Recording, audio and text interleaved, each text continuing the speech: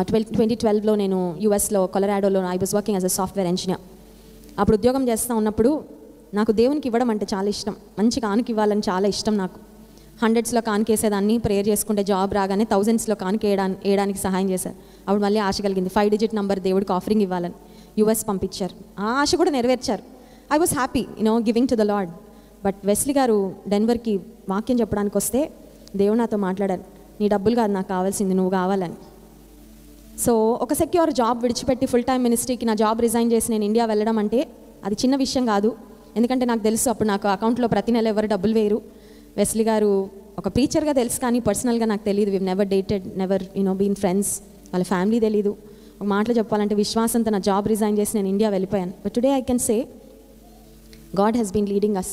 చాలామంది అన్నారు, అమెరికా వదిలిపెట్టి వెళ్ళే పిచ్చోళ్ళు ఎవరైనా ఉంటారా? పెళ్లి చేసుకొని అమెరికా వస్తారు, పెళ్లి చేసుకొని ఆస్ట్రేలియా వస్తారు కదండి.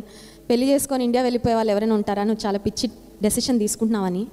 కానీ దేవుని నమ్మకత్వం, విశ్వాస్యత ఎంత గొప్పదంటే, రాజమండ్రి అనే ఒక చిన్న సిటీయే ఆంధ్రాలో, బట్ అక్కడి నుండి హోల్ వరల్డ్కి మరి సువార్త ప్రకటించడానికి దేవుడు మాకు ఇస్తున్న కృప చాలా గొప్పదండి. దేవుడు ఒకటే తెలియజేశారు ఏంటంటే, it's not about the place, it's about stepping out in obedience to my word. I can enlarge your territories.